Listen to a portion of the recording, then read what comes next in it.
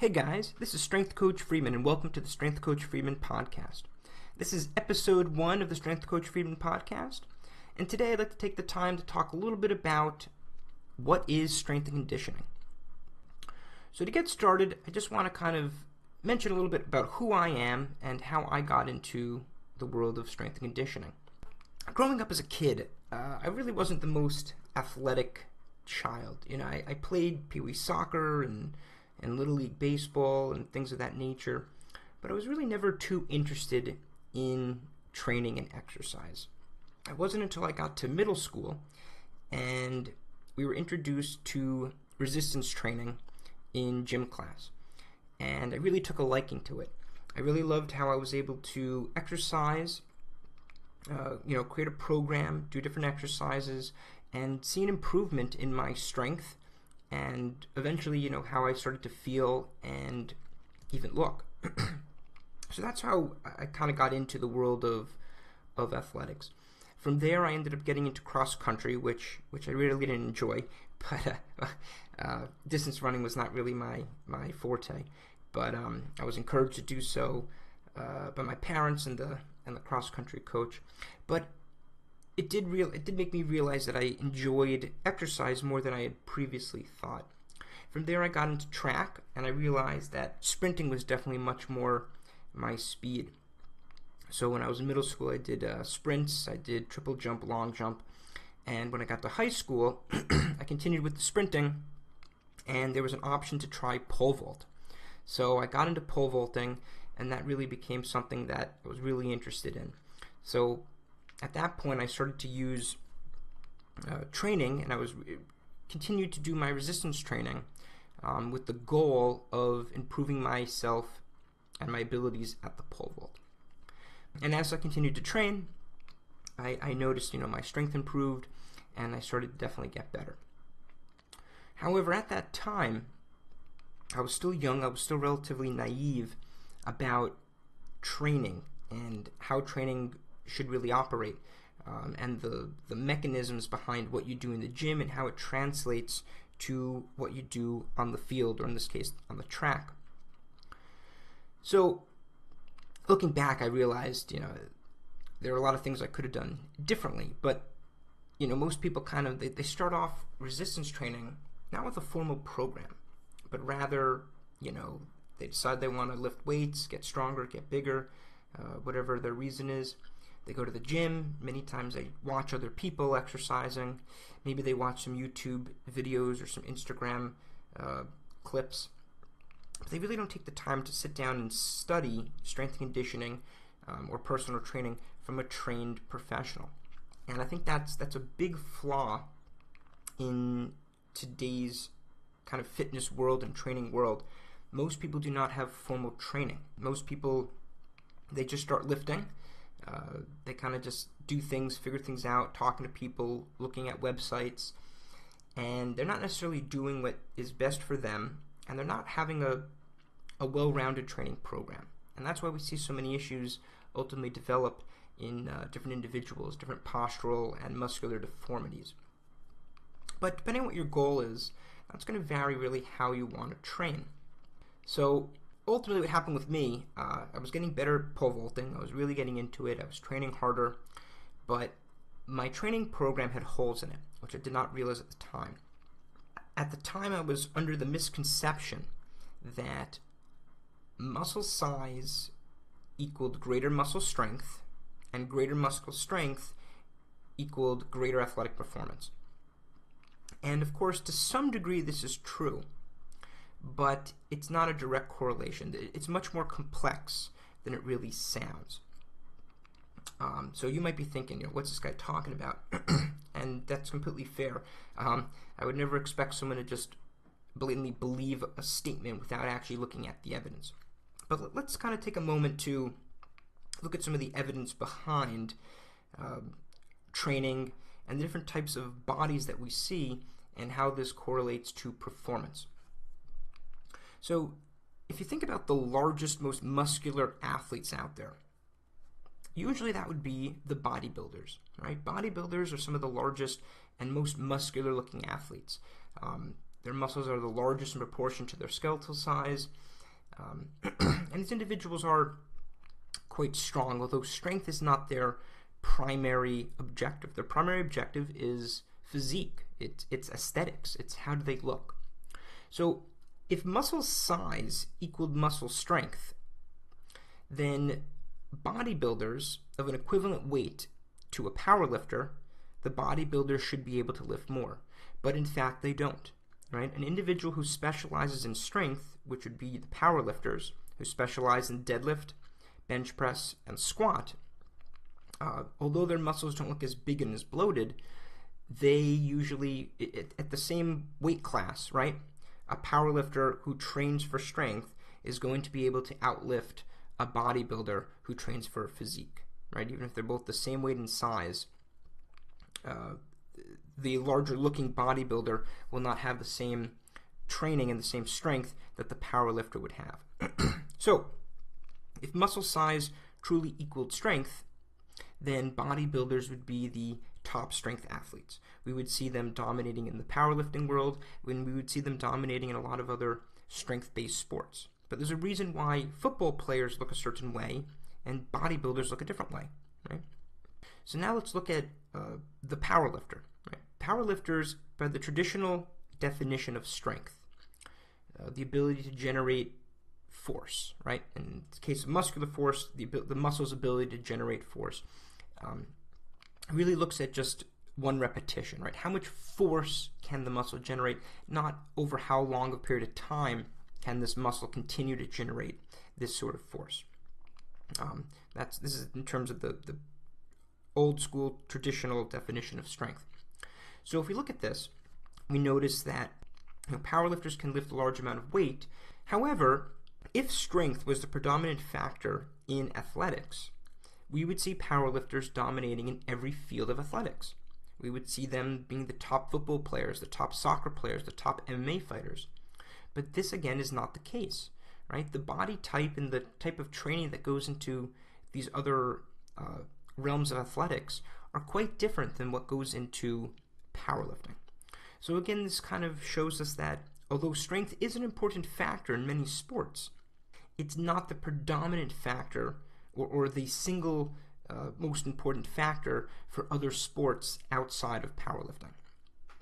Again, we would see powerlifters dominating in these other fields. And that brings us to the idea of what makes a great athlete. And to be honest, it's a very complex question.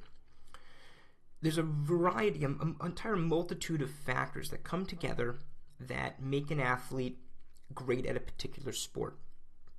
It has to do with the physics of the joint structure. It has to do with the various muscles and their insertion and origin points. It has to do with the length of the levers in terms of the bone structure. It has to do with the neuromuscular capabilities. It has to do with the energy system conditioning. Of course, strength and explosive power are both, of course, factors as well. But things like flexibility, mobility, stability, these all start to play a role. The ability to accelerate and decelerate. So the making of an athlete is much more complex than just the simple size of an athlete and strength of an athlete. And this is something when I was in high school, I didn't fully grasp. So my biggest flaw, at the time when I was pole vaulting, I was relatively fast for a pole vaulter. I wasn't a top-notch sprinter, but I had faster sprint times than other pole vaulters that were my age that I was friends with. However, they were out jumping me in the pole vault. They were out vaulting me. So they were, clearing heights, several feet above me. But in terms of speed, I was beating them. So the question was, why? All right. So again, pole vaulting is very much a sport of physics, in which you have to, if you don't know what pole vaulting is, you run down a runway with a long pole. They used to be bamboo, then they used metal. Today they're using usually a fiberglass pole. But ultimately you run down, you plant the ball in the pole in this box, or this hole called the box, and you use the energy that you generated from your run, you convert that energy into into the pole, and you use that to power you and create a momentum that you bend the pole, and ultimately the energy from the bend of the pole and the forward momentum send you up and over a bar that you have to clear. Okay, and you're scored on ultimately, how high a bar can you clear without knocking it off. Ultimately, the more speed you generate, all right, so your speed plus your mass will create the force that gets converted into the pole and thus sends you up and over. So if your speed is good, you're creating a good amount of energy. So if I was about the same weight as my friends, yet my speed was greater, I should have had a greater amount of force that should have gotten me higher. And yet this was not happening. Which I realized in hindsight was it was my flexibility and my neuromuscular control that were my limiting factor. I was too tight in my posterior chain, especially through the hamstring area, and this was preventing me from getting my body into the proper position so that I could clear the bar more effectively. And ultimately, my tight hamstrings, although at the same time this allowed for me to be more explosive with my sprinting, ultimately led to an injury. So I ended up having an avulsion fracture of I believe it's the ischial tuberosity, and there was also some tearing of muscle. And that pretty much kind of knocked me out of the running for pole vaulting, and it was a long recovery time. But that injury taught me a lot of things, and without sustaining that injury, I would have never become as knowledgeable in the world of strength and conditioning that I am today. So what happened was, after my injury, I was misdiagnosed a few times. Finally, I found a doctor that diagnosed me properly, and he then sent me to a strength and conditioning specialist to help me rehabilitate back to the athletic level of training. So previously, I had gone to physical therapy, right? So physical therapy is usually good for getting you back to a basic level of activity, right? You can get through your basic day-to-day activities without pain. But not all physical therapists specialize in taking you further. That's usually the role of a strength and conditioning coach. So they'll take you from a neutral point of recovered from your injury and then help restore you to the level of physical activity required for athletics. So this was the first time I'd ever really been to a strength conditioning coach. I hadn't even known they existed previously to this. So I started to learn that the mode of training for strength conditioning is very different than the mode of training for powerlifting and bodybuilding. So I was previously under this misconception that, again, muscle size equaled muscle strength and muscle strength equaled athletic ability. But in fact, there were many other aspects to training that I was missing.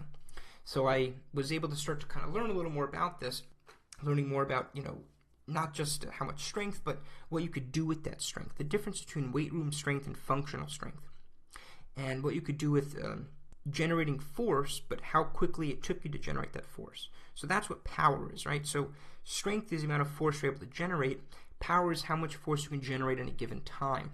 So again, an important aspect that still many people today, when they do their resistance training for athletes, they fail to really designate specific repetition tempos, right? So the different components of each repetition should really have essentially 4 contractions: the eccentric contraction, the concentric contraction, and then kind of a static contraction on either end between the two.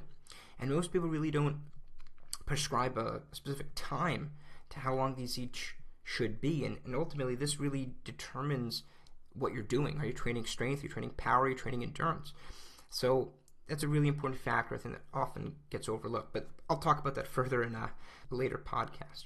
But ultimately, what I began to learn was there are different modes of resistance, right? So resistance training was what I was doing. Resistance training is to create some sort of force that your muscles, tendons, and bones have to overcome. And this resistance will ultimately cause small amounts of damage to your tissues and cause your body to have to regenerate and recover based on the specific damages of these forces, right? And your body will recover in a very specific fashion. So the main ways of generating resistance for your body, number one would be gravitational resistance. Gravitational resistance is what we do with weights, right? When we lift weights, we are working against gravitational resistance. These weights are getting pulled directly down to earth by gravity, and we are using our muscles to move these weights in the opposite direction of gravity. And that's where the resistance comes from. That's what weight is, right? Or, mass is always the same, but weight varies depending on where you are on the world. Or again, if you go further away from the Earth, gravitational force becomes weaker. That's why you can float, people are floating in space when you see videos of that. So after gravitational resistance, and gravitational resistance actually includes weight towers, right? So if you look at cable towers that have a tower of weights, although when you pull the cable, you're not moving in the direct opposite direction of gravity. However, the weight stack is, right? That weight stack goes straight up and down. The next mode of resistance would be elastic resistance. Elastic resistance comes from resistance bands, right? So you have different types of bands that are stretchy, and you're fighting against this elastic force rather than gravity. Next, we have hydraulic. Hydraulic forces can be generated by certain types of equipment. So there's certain machines that use a hydraulic force rather than gravitational resistance. So rather than a weight stack, it'll have a dial that you can rotate, and that will determine how much hydraulic force is created to create the resistance that your body has to overcome to move the handle. Another form of hydraulic resistance would also be water, right? So swimming essentially is a form of hydraulic resistance where you're forcing your body against the fluid water. And then the next type of resistance would be human resistance or animal resistance. And this kind of resistance usually comes about when you're doing partner exercises where you have to resist the other person's strength. And again, you can do this with yourself for certain exercises, resist your own body. Some good examples of this would be grappling, right? Different grappling and other martial arts where you have to use your strength against another person, right? So these are some of the different modes of resistance that we can use for different types of training. There are others, but these are, I would say, the four main types of resistance training that are usually used in a training program. Next, I want to talk about some different styles of training. So I briefly mentioned bodybuilding previously. So bodybuilding, what is bodybuilding? Bodybuilding is about building your body, right? It's about usually making your body larger, making your muscles larger, and reducing your body fat percent. For bodybuilding competitions, an individual will go on stage and be judged on a variety of poses and how their body ultimately looks. Are they fitting the criteria of the specific contest? And the criteria do change with time. Different organizations may have slightly different criteria of what they're looking for. But it's an aesthetic, it's pretty much a pageant essentially, where it's an aesthetic performance where you have to, show your body and show your body in different ways. There's different categories of bodybuilding. And some categories, I know within the women's categories, may actually have some kind of feat of strength or activity where they have to kind of put on some sort of performance. Some sort of either dance or gymnastic-based kind of thing. But that varies competition to competition. But bodybuilding ultimately is about growth, making them large to fit the qualifications of your specific group that you're in, right? So, men's physique and men's bodybuilding are a little bit different in the size and shape of things. Same thing with women's. Women's full-on bodybuilding is going to be very different than women's bikini competitions, where, both are a form of bodybuilding, you could say, but the bikini competitors are going to be have much less muscle mass, right? They still want definition and have a certain level of size, but they're not going to be as large as the full-on female bodybuilders.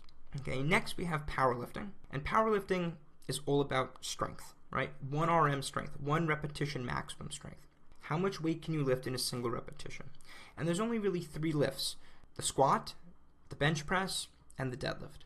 And usually in a competition, you will get a score on all 3, and they add up your scores, and that's how you'll be scored.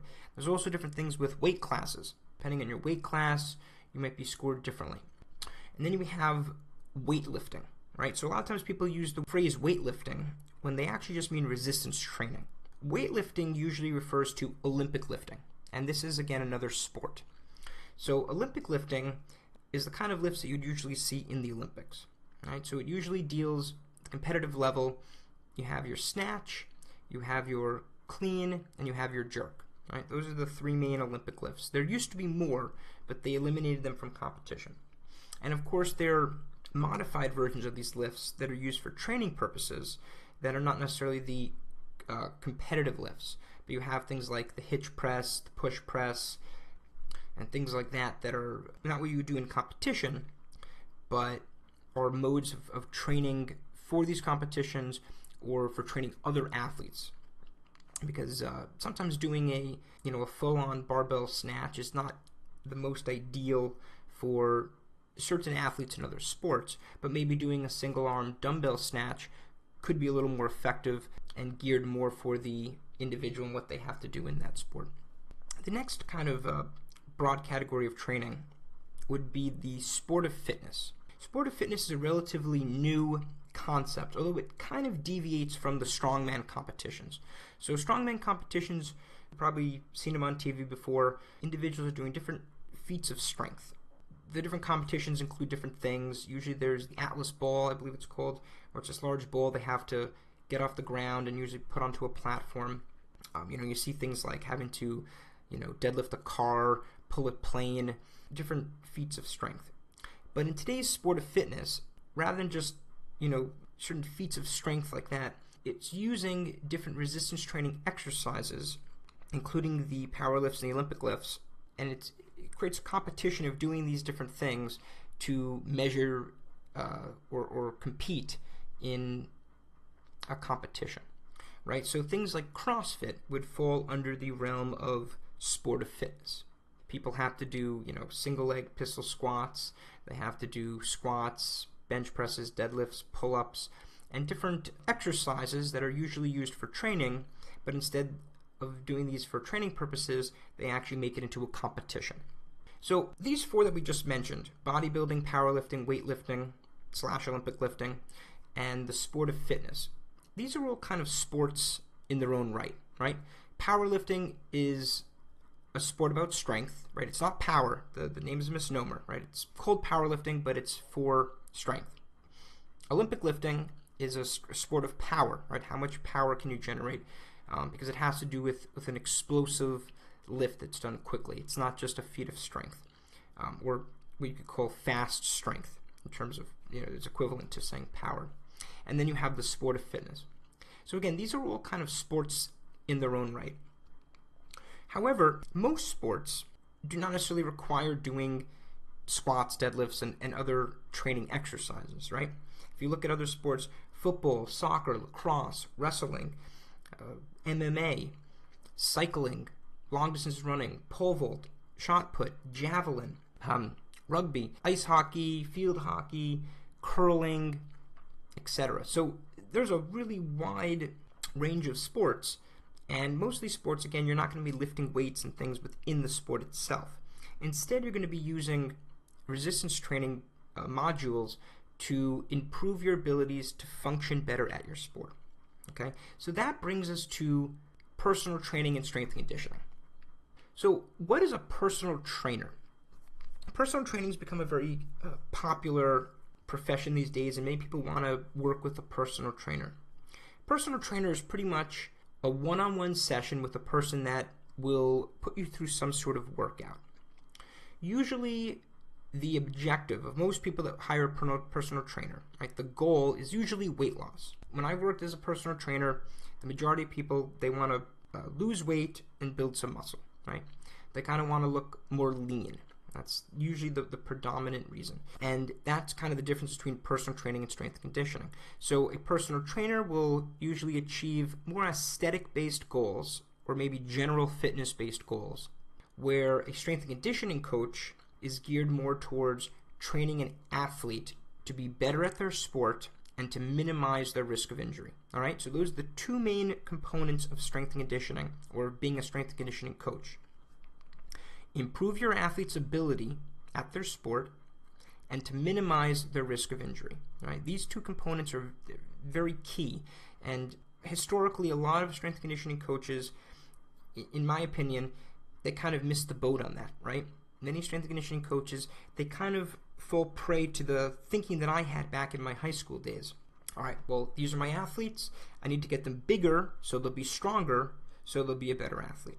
And again, while strength and size are a component, more important for certain sports, right? More impact-based sports, things like football, hockey, things that are full contact, It'll be a little more important than something like, marathon running. But strength and size do play a role.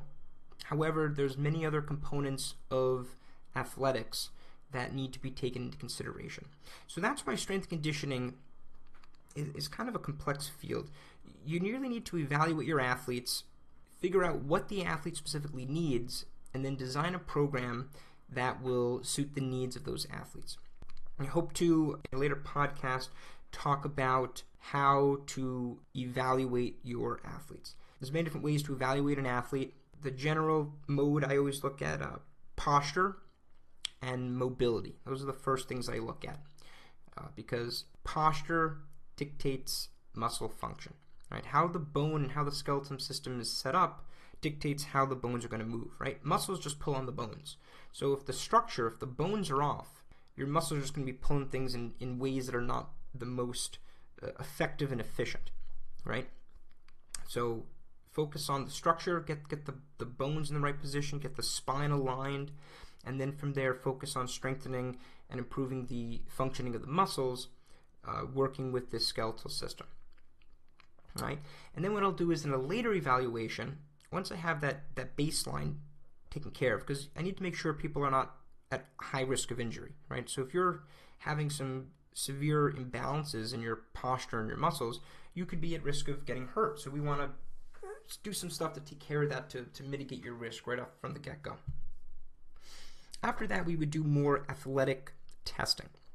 So you'd look at an athlete, see what the athlete needs, and you design what's known as a test battery, which is a series of exercises or tests, really, to determine certain physical components of that athlete. So this may include, certain feats of strength. So bench press, squat, deadlift. If you want to look at power, you could look at Olympic lifts. You could look at broad jump. You could look at vertical jump. You could look at short sprints, 40-yard dash.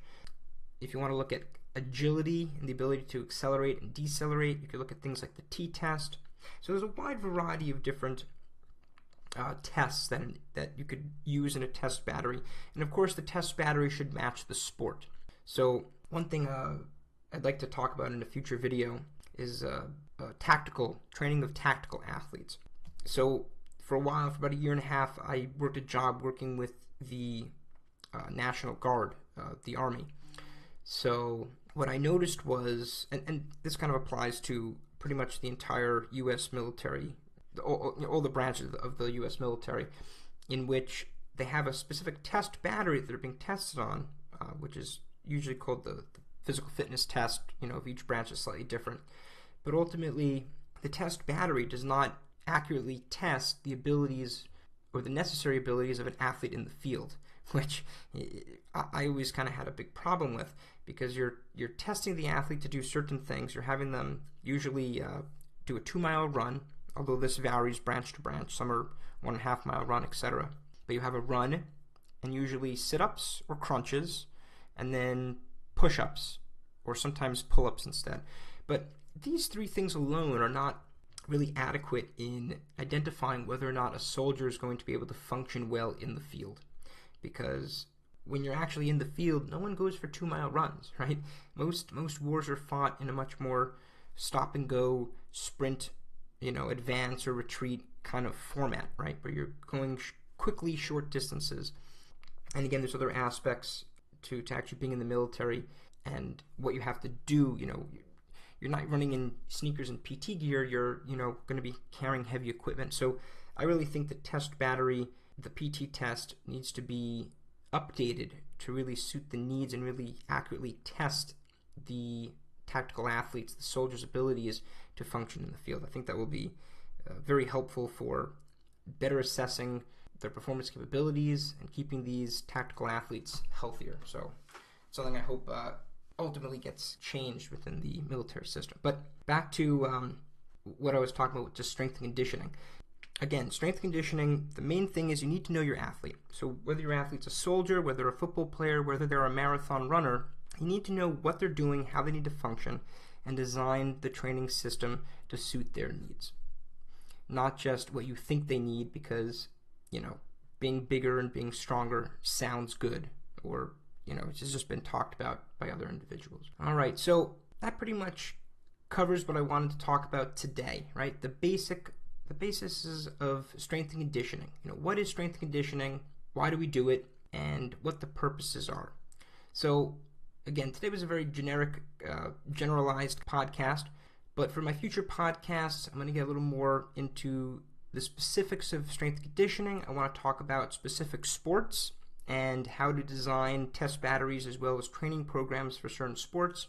And I want to talk a little bit about just the fitness industry and strength and conditioning industry as a whole. What are some of the misconceptions within the realm of strength and conditioning? What needs to be improved? What's being done really well? And what direction could this all be moving in the future? And also, if this is a field you're looking to work in, what are some things you need to know about being a personal trainer or being a strength conditioning specialist? And what are some of the different job options within these fields? So thanks for listening, and please tune in for future podcast episodes on the Strength Coach Friedman Podcast.